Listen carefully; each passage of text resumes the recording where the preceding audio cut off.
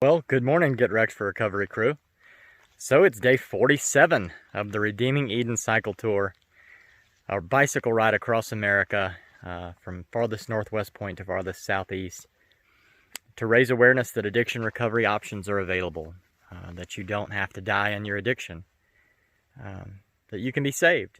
Jesus saves.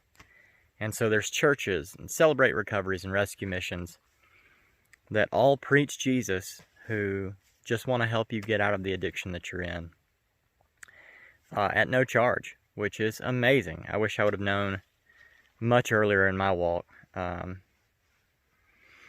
those types of places existed. So that's the whole goal of this ministry, is to bring awareness that they do. If you're bound by addiction, you can be set free, and those places can help. So, I'm here at Granite Creek, and I got up at 6. I got everything packed up by 7, read my word, prayed up. I'm about to get on the road and try and tackle this pass out of Virginia City. I'm going to stop in Virginia City and grab some breakfast, and then it's a long way up and out from there. So, hopefully I can get it done before it gets too hot today. But I'm not going to hang on here too long, because that's what I need to do. I love you guys. I'll see you later.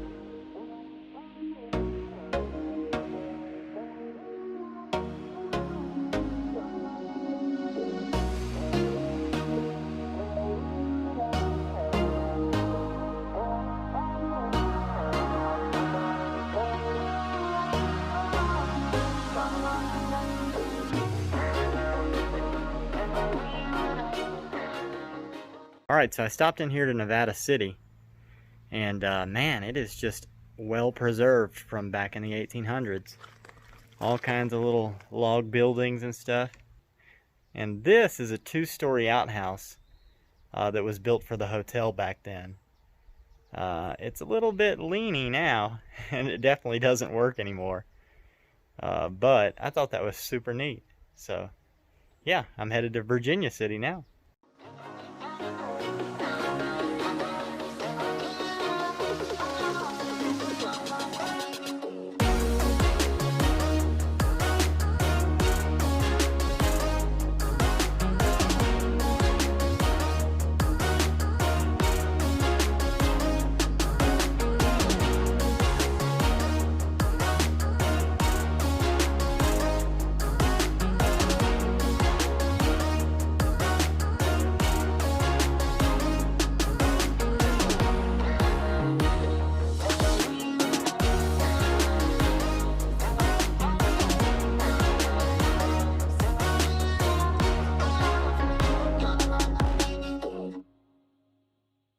Alright, so as you can see, I boarded the train here from Virginia City to Nevada City, and then back up to Virginia City again.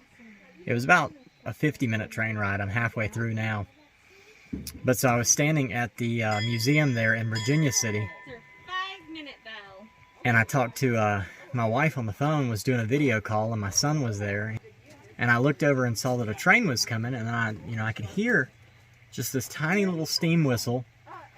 And so I looked over at it, and then I showed my son on the video. He said, "You gotta ride it. You gotta ride it." So I was like, well, I do have a big hill to climb, and it's getting later in the afternoon. But yeah, Liam, you're worth it, buddy. So I hopped on the train. I'm taking the round trip, the 1.5 miles down to Nevada City and then back up to Virginia City, where I will now, at that point, attempt to climb out of Virginia City over the pass into Ennis. So yeah, I'm going to get back on the video call with my kids so that they can see the train ride. And yeah, you'll see more of Virginia City and the way out right after this. I love you. I'll see you later.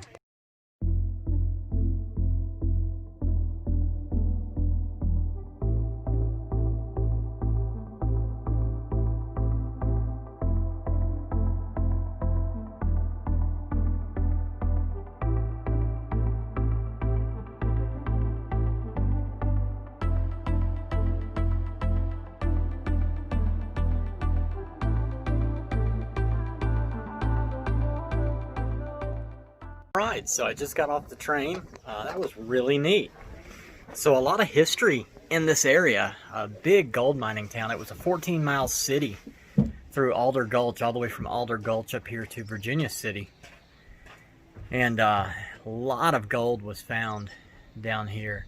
It was really interesting. They said that the sheriff of the town up here ran a group called the Road Agents.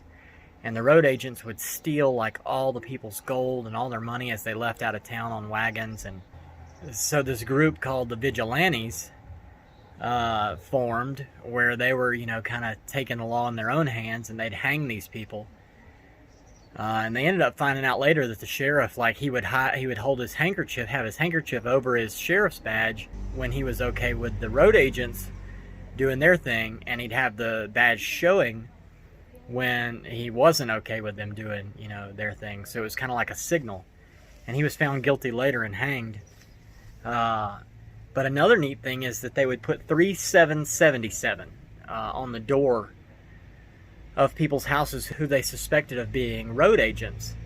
And that meant they had to get out of town. Either they were going to get out of town, or they were going to take them out of town, or potentially hang them. And so it's kind of like up in the air as to what it means, but most historians agree that it's 3777 means the size of a gravesite. 3 feet wide, 7 feet long, 77 inches deep. And so, yeah, right up here above Virginia City on the hill, a lot of the road agents' graves are still there. Pretty interesting stuff. If you're in Virginia City, hey, take the little train ride. It was $8. Highly worth it, just to understand a little bit more about, you know, what was going on here in the 1800s when gold was being found. So yeah, it's noon now. Why do I keep coming up these passes in the middle of the daytime? This is not ever my plan. I got out of camp by 7:30 this morning and have sat here and ate a pizza and got on a train ride. Oh well. I am going to make it up this hill, and I am going to cruise on down into Ennis and then see how far I get from there. So, I better get to it. I love you guys. I'll see you later.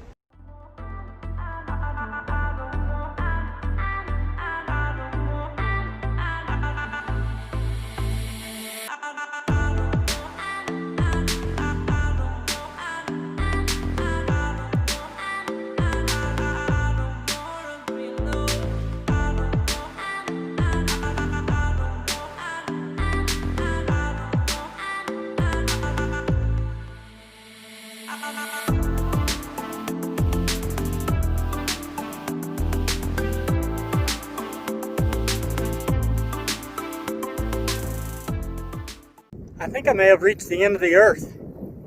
This road looks like it just goes into the sky and quits. Alright, so it's super windy. I'm not going to say too much here. I'm about to head downhill.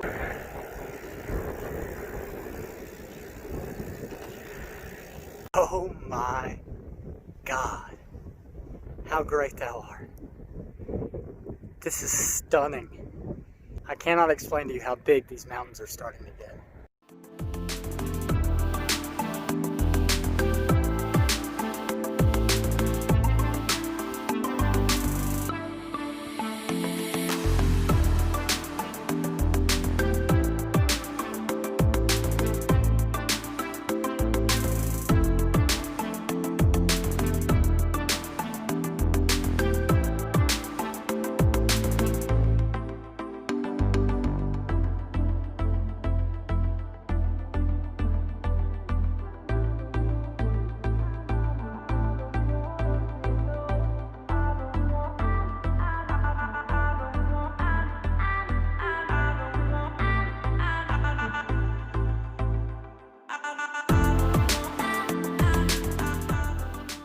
Can't camp here. So yeah, this is Lions Club Park in Ennis. I came up out of Virginia City. It was about a 3.5 mile climb. Wasn't too bad. Nice strong tailwind, cool breeze. It was really nice. And when I got to the top, it was just a super strong wind coming across the mountain range. And then you come down like 10 miles so fast. I stopped several times on the way down. Just as soon as I came around the corner and saw these mountains that are over here, I was like awestruck. That's the only way I know to put it. It just, they climb up. They're huge. Just unbelievably big mountains, and they're getting bigger as I go farther east. So I got down into Ennis and stopped at the soda fountain place that you saw, and had a huckleberry phosphate and a hamburger, and it was really good, super good. Bought a few postcards there so that I could send those home. I tried to do that in each state that I'm in, and came over here to the park and just kind of started to relax and rest. It looks like I'm probably going to get rained on here. It looks like it's uphill also all the way up to Yellowstone, to West Yellowstone. But yeah, so when I saw the no camping, I thought about that, you know, can't camp here. And so on my first tour in Florida, I spoke to a guy in Gulf Breeze, and that was probably 110 miles away from home, max at that point. And the guy at the gas station there, he was like, you know, so, where are you riding to? And I told him Key West at the time. And he said, okay. He said, where are you from? I said, Mobile, Alabama. He said, what made you decide to start doing this? I said, I hadn't rode a bicycle since I was 15, but I'm trying to, raise awareness for addiction recovery. And he said, so you just decided to start riding? And I said, yeah. He said, do you have a girlfriend named Jenny? I said, I did. Yeah, I've got her name tattooed right here on my wrist. Now, I'm super just like in the conversation, naive to where he's, baiting it up for. He was like, so Mobile, Alabama, you got a beard. You just decided to start riding your bicycle across the United States. And you had an ex-girlfriend named Jenny. He said, would you happen to own Bubba Gump Shrimp Company? And that's when I got what he was saying. I said, no. But the similarities are uncanny between Forrest Gump and myself. I think he's a little smarter than I am, honestly. Plus, he played for Alabama, and I never got the chance to do that. I didn't ever get the chance to go there either. But roll tide. So, yeah, I just thought it was neat. I told my pastor about it back then. I didn't actually ever record it on the channel because at the time I wasn't really thinking about a cross the United States ride. It was just a ride through Florida. But back in Hamilton at the kitchen, when I was eating breakfast, that song came on, running on empty. I was sitting there at the table and it really struck me that, oh my gosh, I'm pulling a real Forrest Gump here. Of course, like Carol said, he definitely has much longer hair than I do, so there are, all the similarities aren't there, but there sure are a lot. Anyway, so yeah, I've got 70 miles from right where I'm at to West Yellowstone. I'm going to break that up between today and hopefully tomorrow. Hopefully tomorrow evening I can be in West Yellowstone. I would love to be able to do that. So that's my goal. I also talked to another cyclist who said that in West Yellowstone there's a laundromat that has paid showers, but that in Yellowstone National Park and Grand Teton National Park, all the showers are closed. So he said, go ahead and get a shower before you head in because you got a few days that you're going to be without one. So I'm going to stop there and do my laundry, take a shower, and get everything ready for the ride into Yellowstone National Park. But until I get there, I got to keep riding my bike, and it looks like I'm going to be riding it in the rain this afternoon, which I kind of look forward to, honestly. As long as the lightning's not too bad, I think I'll be all right. So yeah, I'm going to get on the road. I love you guys. I'll see you later.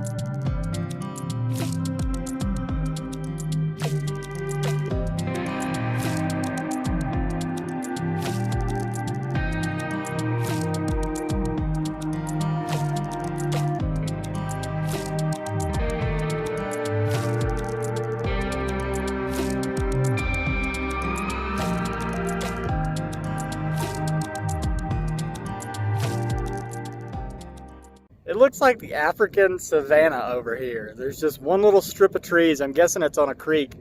And there must be some kind of big forest fire because the sun up here is like an orange. Really, really interesting color coming from that fire over there. But this side of the road over here is spectacular. It is just amazing. I am loving seeing these giant mountains. It's beautiful.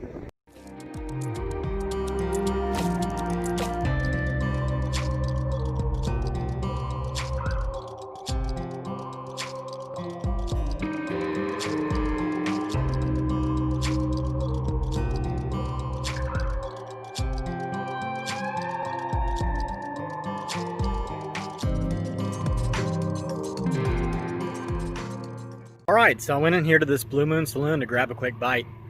The food was good. I had some jalapeno poppers and a slice of peach cobbler with some ice cream. Because there's not another restaurant or store or anything. I thought that the general store would be open, but it wasn't. But there's nothing else till West Yellowstone, so I wanted to go ahead and make sure that I was nice and full for the ride tomorrow. However, while I was sitting there, I looked up and saw that they had camping and that they have Wi-Fi, and so I was like, okay, cool. And so, in trying to find out about camping, I guess the lady that owns the place, I usually don't give a bad review. Like, I'm not the negative guy, but I would not stop here. It was strange. I was like, you know, she said that she's shut down for COVID for tent sites, but that RVs are fine because of their bathrooms. You know, they can't clean the bathrooms consistently. And I was like, well, you know, I don't need a bathroom. I need somewhere to sleep tonight. She was like, yeah, there's a place, you know, 9 miles down the road. Where were you planning on stopping? I said, somewhere around here. She said, oh, okay, well, yeah, it's about 9 miles down the road. And I was like, okay. I said, I will probably just like find somebody's property or something somewhere that I can just put my tent on. And she was like, I would not stop on anybody's property. I think she thought that I meant without asking. But so I was like, well, then I'll go in the ditch on the side of the road. There's really no other option at this point. It's going to get dark. I'm going to have to sleep. You know, anyway, so food was great. Just the whole experience in general here kind of, it was one of the first places in 47 days that left a bad taste in my mouth. So I guess you're going to run into that everywhere you go, but it was just strange to run into it out here, to be so COVID strict in such a far off place in Montana when nothing else has been like that. Oh well. It's her business and I don't run it. So all I can do is tell you guys about my experience. But so now I've got to keep riding. It looks like 9 miles to the next campground. And then she said it's like way off up, you know, you got to backtrack down another dirt road. So I may not even stop there. I have no idea what I'm going to do, but y'all will know before I do right about now.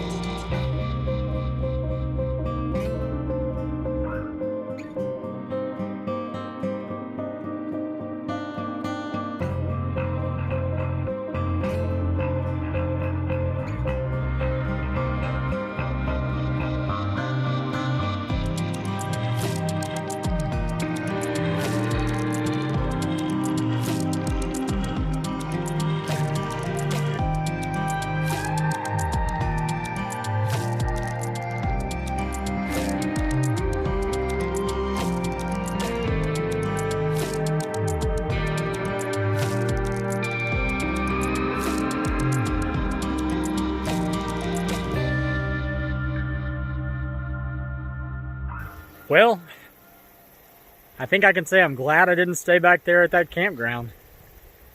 This is incredible. right here on this little river. And just stunning scenery all around.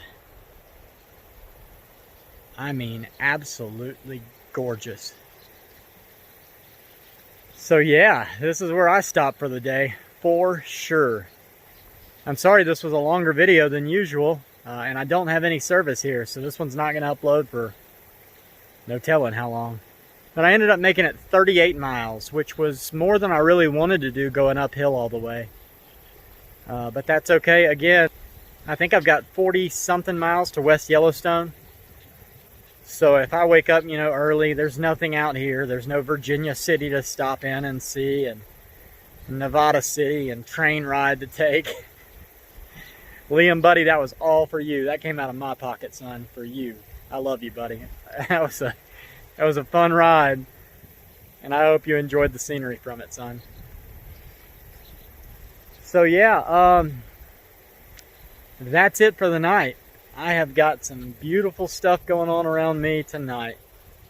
Probably gonna rain. Definitely gonna put the rain fly up for this one. So yeah, that's it for the day. I'm not gonna keep this any longer. This has been a long day for me. If you know anyone who has passed away from addiction, please drop their name in the comment or find me on Facebook, Adam Lineberry, Mobile, Alabama. Yesterday alone, I want to say, if I counted it correctly, there's 72 names that came in just yesterday alone from Facebook. So thank you all for sharing those names so that it can give me some motivation to ride each day and to celebrate the life of your people.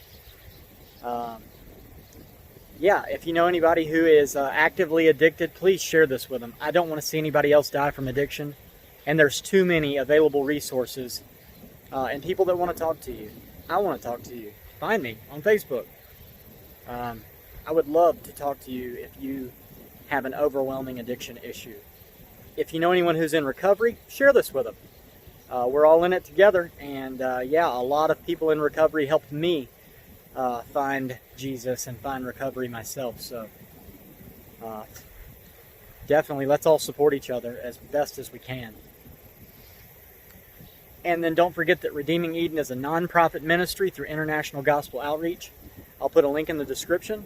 Click the down arrow, you can find it. That takes you to my bio on their website. You can donate one time, you can donate monthly, and you do get a tax deductible receipt for your donation and a thank you card. So yeah, from here off Montana State Road 287, somewhere between Cameron and West Yellowstone. I love you guys. Jesus loves you. I'll see you later. Have a good night.